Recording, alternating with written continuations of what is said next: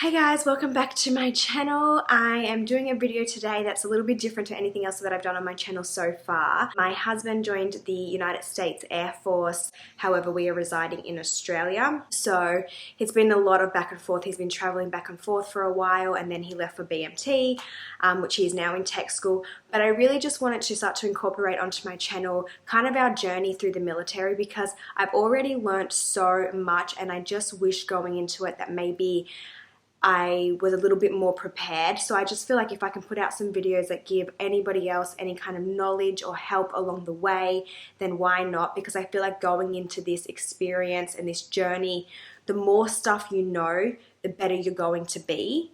The more prepared you are, I feel like the better you're going to feel and you're going to get the most out of the experience, as well as making sure like the military is working for you, not just you working for the military. I'm starting this like military series, I guess, off with the start of it, which is BMT. In this particular video, I'm going to do What 0, which is week 0 through to What 4, week 4. And then I will do a part 2 and I'm going to do What 5 through to What 8, which is graduation week. I thought I would break it up into 2 videos because I didn't want to cram too much into one video. So what I want to start with is I want to say that there is a network out there for the Air Force that is so awesome and it'll give you so much knowledge and just make you feel so much more, I guess, kind of in control of what's going on, because I already feel like within the military, you feel like a lot of things are out of your control. You're just kind of sitting back and waiting for them to tell you when and what's going to happen next. There's some Facebook groups. I will leave everything linked down below, but there are some Facebook groups. I have to tell you, these Facebook groups will help you so much throughout the BMT journey. The women in these groups, they know everything. Some of them have been in for a long time. The admins in the group are very knowledgeable. They're very helpful. You can join the Facebook group, and then once your significant other, whoever it is that's at BMT, calls you and lets you know their TRS, their training squadron, then you can join into a private group, which will just be everybody that's in your husband's training squadron at BMT, which is really awesome because you kind of get to connect with other family members and their significant other will be with or from my example, with my husband at BMT. So that was really awesome. It kind of made you feel connected with a bunch of people. I'll leave all that link down below, but I definitely recommend checking those groups out. I'm going to be super honest in this video. I'm not going to try and sugarcoat things and make things seem rosy and just like it was always like, you know, walking on rainbows. No, it's going to be a tough experience. It's really difficult. It's kind of funny because I think it's the whole no contact thing. It really plays tricks on your mind. So going into it, when my husband left, I honestly didn't really do any research prior to him leaving. I thought that, yeah, we got this. We did, I won't go into too much, but we kind of have dealt with long distance in the past at the start of our relationship. We've been together for almost, we've been married for 3.5 years and been together for about 6. And so for the first like year, two years, we kind of dealt with long distance from Australia to Texas. So I just honestly thought, oh, you know, we've been here, done this, like it'll be fine. And boy, was I wrong, because you still get to have a phone call, send text messages. All of that makes such a difference. When all that is taken away from you, it is really hard, but I promise it does get better. So hang in there, it will get better. It doesn't stay that way the whole way through. It's all part of the journey, and to be honest with you, hang in there, because that tap out at graduation week in week 8 will be worth every single part of the ups and the downs. There is nothing like tapping your airman out at the end of it. I don't think you'll ever get to experience something like that unless you go through this journey. And I just think that that's so special, and it's something to really look forward to, and it's something that kind of makes you think, okay, well, maybe it was all worth it in the end. That moment with my husband at that tap out, and it really was so worth it. And always remember the greater picture, like, why did your airman join? And just to see him so proud of himself, so proud of what he accomplished and getting through that whole process, it puts everything into perspective. With the whole BMT experience, it really makes you appreciate the little things in life.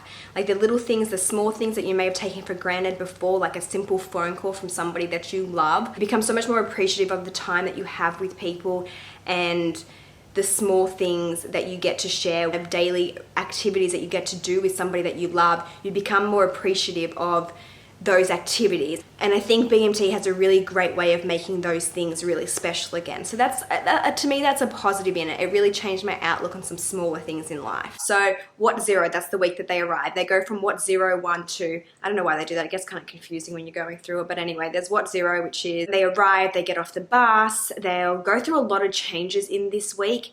But one of the things that you probably want to know the most about is the phone call. So you will get a phone call. It usually comes within the first 24 hours. Sometimes it's 48 hours. So don't be too alarmed if it's not within those first 24 hours. This phone call you need to be prepared for, because so many people say that when they talk to their airmen at this particular phone call, they just don't sound like themselves. And they probably won't. They're going through a lot in this week, and this phone call is scripted. They have to follow, I think, like a guideline on what to say. And they have their military instructors kind of standing right there watching them, and they can't waver from that script. If they do, they'll get in trouble. So they will pretty much, in this phone call, it's only to give you the address. So have a pen and paper ready. Don't panic too much if you are worried that you didn't get the address quite right. That Facebook group that I was telling you about, you can check with them in there, the admin, and they will let you know if the format is correct or if it looks wrong. They will help you out with that. There's also, I believe on the website, they have like a format where you can look at it to just check if you wrote it down correctly. So you'll find out their training squadron and you'll find out their flight. Unfortunately, my husband, Andrew, he wasn't able to call international, so he called his mum, and thankfully she was able to get the address, and then she passed it straight along on to me. As soon as you get that address, you can start writing to them. You can start writing to them immediately. They will probably not get your letters immediately though, so be prepared for that. So what happens is when you write to them, they will kind of get to Lackland Air Force Base, where they like the mail sorting area, a week to 2 weeks to kind of sort through the initial mail, and then your airmen will receive mail. I don't think they receive it straight away. So I'm going to go into a bit more information about like the do's and don'ts for letter writing and just kind of give you guys like the rundown on that. But yeah, don't be worried if you receive a letter from them and they kind of sound like they haven't got one from you yet. They will get it. And then sometimes it goes the other way. They don't get a chance to write to you for a while either. It really depends, and every situation is kind of different. So you just have to play it by ear, but don't be discouraged. Continue to write them. They will get them eventually. If they don't get them straight away, they will get them. And then once they start, they're very regular about making sure that the trainees are getting their letters. So always write. I'm going to go into that in a minute. So just also keep in mind that this week is pretty big for them. A lot of change happens very quickly. They learn what is expected of them pretty much as soon as they get off that bus. They also will have their first haircuts, their clipper cuts. My husband said, and a lot of the other guys at his training, that were with him at training, said that it's very rough. So if your partner or whoever it is that is going, if they have long hair, I would probably suggest that they trim it first before they go, because even if they have like longer hair or shorter hair, they literally just get those clippers and they just like get in there, and it is rough. So you're better off to kind of go in with short hair already, because they will just like take that off. They don't play games. They're in and out, one after the other. They also get their immunizations this week, and they get blood work done. So there's quite a lot going on. That's a little bit for what happens in What Zero. I'm not going to touch too much in this video on what happens in every single week. I don't want to talk too much about that stuff just because I haven't personally experienced it. I'm just really wanting to do this video from a spouse's point of view and just kind of tell you ways that you can support your significant other while they're there, ways that you can help yourself be prepared, maybe your children. We have 2 small children. When my husband was away, we had a 2-year-old and a 1-year-old. So I just want to give some advice and just some knowledge from this side of the fence. I'll tell you a little bit about what they do in each week, but I do definitely advise you to check out other YouTube videos where there's other people that have personally gone through BMT, and they will give you a rundown of what happens in each week. I literally watched probably every video that was available. Honestly, I watched so many of them. It really made me feel connected to Andrew. It really made me feel like I was closer to him. I had more of an idea of what he was doing and what was going on. The do's and don'ts of letter writing is pretty basic and pretty simple. The biggest one is write. You can never write too much to them. There were a lot of women in the Facebook group that were like worried that they were writing too much. Seriously, they really look forward to those letters. But write. They will read them when they get a chance to read them. Don't always expect a letter back. Don't get hurt when you don't get a letter back. It's kind of hard with the letters, to be honest, because you don't really get to have too much of a conversation through the letters. You kind of just get to let each other know what's going on and how you're doing and what, like, you know, just keeping them up to date on stuff. But I just encourage you to write as much as you can, even if it's not a lot, even if you're just sending a picture, a drawing, get your kids to do artwork and send that. So that is like probably one of your number one most important jobs while they're there, is to write to them. Let them know that you're thinking about them, that you love them, that you're proud of them, that you support them. Let them know everyday stuff at home. So at BMT, you cannot send care packages. You can only send envelopes and photos. Keep in mind you can't send pornography or anything like that. Keep it fairly simple. The MTIs don't open their letters, but if they do get caught with like what's considered like pornography or something, they will get in trouble, and the whole flight will get in trouble. They'll all be held accountable for it, not just your trainee. So you don't want to make him the person that gets everybody in trouble. So you can send pictures, but you can't send candy, you can't send anything else unless it's been approved to send. You can send phone cards, and sometimes some people needed particular paperwork that they reached out for, and then you could send that kind of stuff. But other than that, keep it to paper, letters, and just photos. So I also sent open when letters. I will insert a little clip of my open when letters that I addressed to him. You can also do this, you can send them with some letters. I wasn't sure, like I said, when I started the experience, I really had no idea, and I wasn't sure how often I was going to be able to write him. So I sent him with some letters just in case, but you don't have to do that because you can write them. Sandbox is a great app to use to send letters. I used Sandbox. It was fantastic if you were international and trying to send stuff to the United States. If I was to send stuff from here to the United States, the time delay between my stuff getting to him and his stuff getting to me would have just been terrible. But Sandbox, I would write the letter, submit it, they print it off, they post it. It's usually done within 24 hours and he receives it like the next day. It's just a really great, easy way to send letters. You're allowed to include one photograph in the letters, which is also really cool, and they go with pre-addressed envelopes. The trainees don't have a lot of time to sit down and write to you, so anything that you can do that's going to make writing a little bit quicker for them, like pre-addressing envelopes, sending them stamps, that'll really help them out a lot. Some people send questionnaires to their trainees because they have a bunch of questions that they want answered, and it's easier for the trainee to just kind of go through and fill in the spots and answer the questions rather than trying to write a whole letter. They'll give you a bunch of ideas in the Facebook group too on things that you can write about and things that you can do and ways to lift their spirit if they're struggling a little bit. But really just hearing from somebody that they love and care about is really going to help them a lot through this experience. So all I can say is I urge you to write as much as you want, just write. So then they'll go into what one, and what one is when things really start to take form for them. They'll really start to get into a routine by now. They already know what's expected of them. They're starting to be like, okay, this is life, this is reality for the next 8.5 weeks.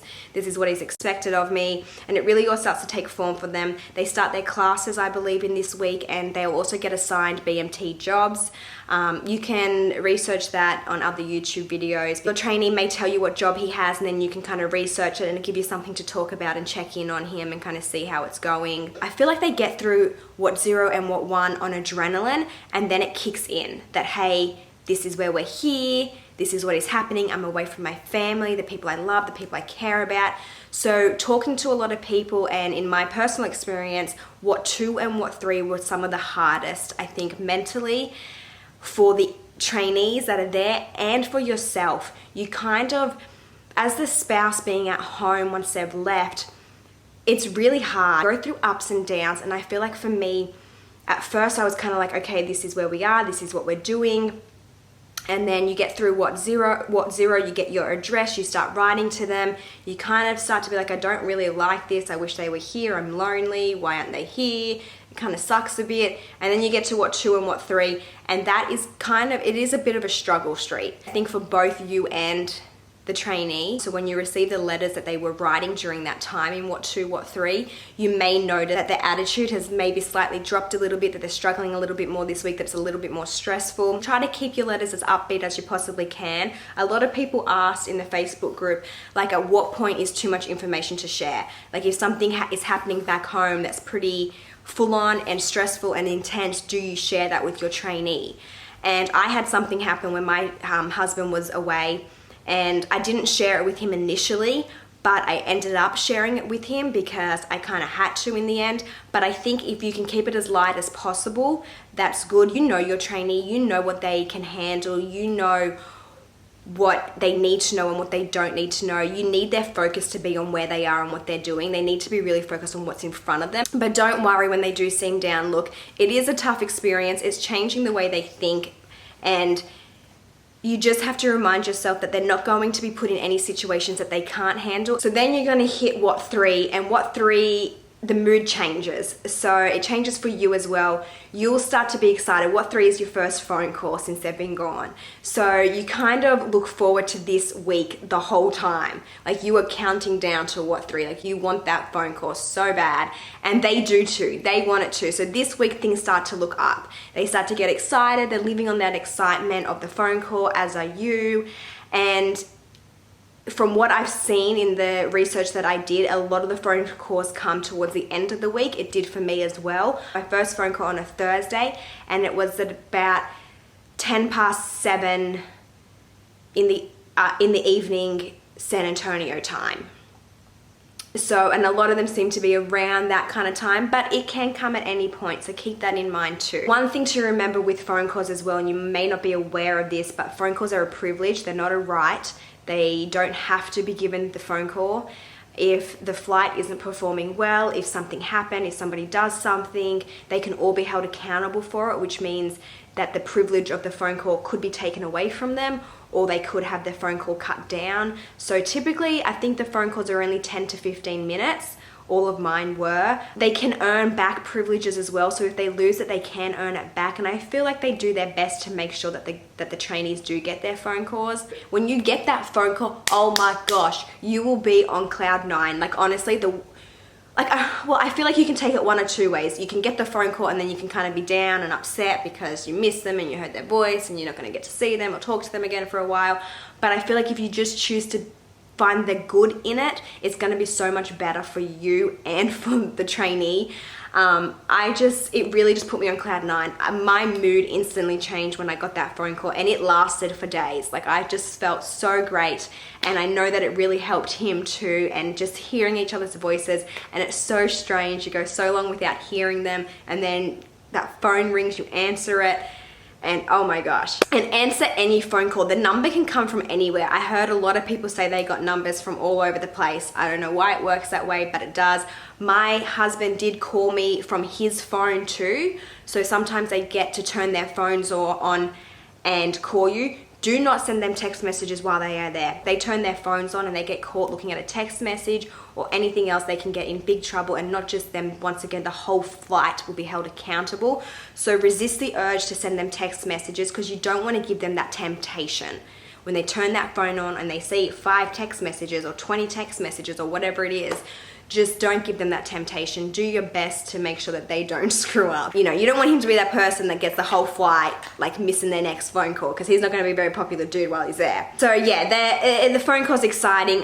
It's quick. It goes by quick. The 10-15 minutes goes by so quickly. So they also get their name tapes, and I think they get fitted for their dress blues. Yeah, they get their name tapes and they get fitted for their dress blues in what 3. That's another really exciting thing for them. So I just always tried to figure out what was happening for him and what he was going through, and when something exciting was happening, it really helped lift my mood and just made me feel good. So they get really, I don't know, like prideful that they get their name tapes and they get their dress blues. What 3 is a pretty good week for them and for you, and if you can find the positives in the weeks, that's going to make the whole process just that much easier. The only thing is they have a lot of good in this week. I think they had their PT eval this week, which kind of was a little stressful, but I feel like it came at a good time because they had so many good things happening as well that they can kind of like focus on that. So we're into what 4. I'm gonna finish the video up here on what 4, but what 4 is pretty exciting for them. They get base Liberty in this week usually, and during that time they can have another phone call. They have to go to the pain phones, wait in line, and they can call you. My husband did in this particular week, but I told him that he didn't have to do it if he ever got base Liberty again, because they wait in line for such a long time. They want to be fairly quick because there's so many other trainees waiting behind them, and you can't really hear them, to be honest. It's very loud where the payphones are. So I just really wanted him to be able to spend his base liberty doing something to like decompress, clear his mind, and just get himself ready to continue on with his, you know, experience through BMT. So a lot of people that I spoke with said that what 4 and what 5 were difficult weeks for them. And I found that too. I think like you're kind of on such a high from the phone call in what 3, and then kind of you get to what 4. You go through those ups and downs, and this is kind of one of those weeks. I feel like what 4, what 5 is kind of like the halfway point. So that's exciting, and that's something to be excited about, because like you've kind of been going up the hill, and now you're on the way down the hill. But it was hard to kind of process that, because I was thinking to myself at that time, like, oh my gosh, I've just gone through that whole length of time, and now I have to go through that chunk of time again. But that passes pretty quickly, because then you really start to get on the downhill as you enter into like what 5, what 6. And then I'll talk about it in the next video, but then everything kind of changes. The countdown really starts then. With the kids, I found that the more I spoke about Andrew, the easier it was for them. We did a countdown, so we did like a how many sleeps until we get to see daddy, and I found that really helpful. Our 1-year-old, she definitely noticed his absence. She would go looking for him around the house, or if she saw an item of his clothing or something, she would be like, Dada. But it really affected our son probably more so. He just turned 3. He was 2.5. He definitely noticed his absence. He asked for him a lot. He got upset. I miss daddy. Where's daddy? I want daddy. All that kind of stuff. But I just found like talking about him, keeping it really positive. My son loves airplanes, so I was just speaking about how fun it was. Dad was going to get to work on airplanes, and I just really try to keep it very light and happy, and that made him excited. We also, before your significant other leaves, if they haven't already left yet and you do have children, I highly recommend getting as many videos on your phone as you can of your kids with them, or just of them, maybe them reading your child their favorite story, because this really helped. My children love to watch little video their daddy, and it really definitely made them feel like that little bit close. I think just like seeing him helped them a lot. What 4, what 5, so we're on the up now, okay? I'm going to talk in the next video as well about pay, because that is a big question, and there is a lot I didn't know about the pay situation going into the military, and I wish I did. And if you have any questions, leave them down below. If you want me to expand on anything I talked about or I wasn't quite clear enough, please don't hesitate to let me know down below in the comment section. But anyway, I hope that if you are going through this experience right now, hang in there, it gets better, and it's so worth it for that tap out. Just hold on, you're probably way closer than you feel that you are. But anyway guys, thank you so much for watching my video. Please don't forget to subscribe to my channel.